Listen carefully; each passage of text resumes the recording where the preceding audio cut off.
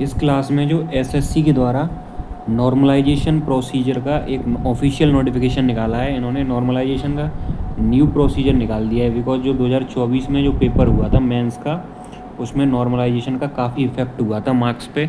इसलिए बच्चों ने इसके खिलाफ़ काफ़ी आंदोलन भी किया था। इसलिए एसएससी ने अपना नया रूल निकाल दिया है नॉर्मलाइजेशन का। Step by step procedure for converting raw score into normalise score, इसमें हम डिस्कशन करने वाले हैं। मतलब प्रत्येक स्टेप, टोटल 3 स्टेप दिए हैं नॉर्मलाइजेशन कैसे होगा।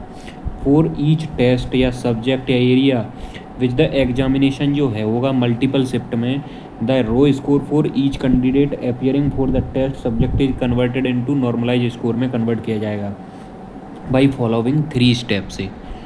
पहला इन्होंने जो स्टेप बताया है वो बताया है कि जो रॉ स्कोर हैं पहले परसेंटाइल स्कोर में कन्वर्ट किए जाएंगे, एंड जब परसेंटाइल जो कैलकुलेट होगी सेपरेटली प्रत्येक शिफ्ट की कैलकुलेट होगी परसेंटाइल।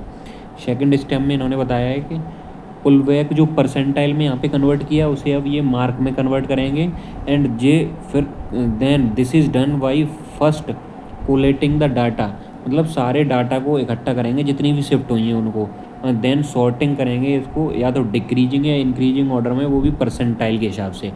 एंड फाइनली जो फिल करेंगे, जैसे जो नंबर बीच में बच रहे होंगे उन्हें फिल कर देंगे ये।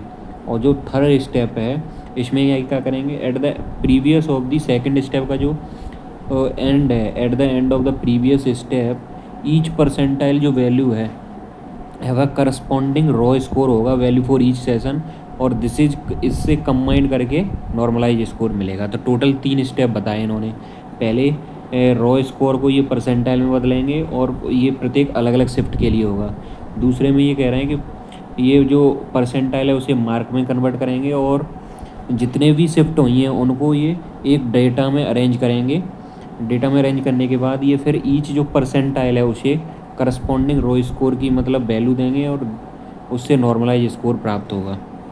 और फिर इन्होंने बताया दिस प्रोसीजर जो है will be done separately for each test subject, प्रत्येक सब्जेक्ट में भी नॉर्मलाइजेशन होगा, and area, so that each candidate को assign a score for each test subject area which has been opted for, and at the end of this transformation procedure each candidate will have a normalise score in each such test या subject या area. The detail of each 3 जो detail दे रहा है वो यहाँ पे इसका explanation भी दे रहा है, और इसकी आपको PDF टेलीग्राम चैनल पे मिल जाएगी, वहाँ से जाके आप पढ़ भी सकते हैं एक बार इसको।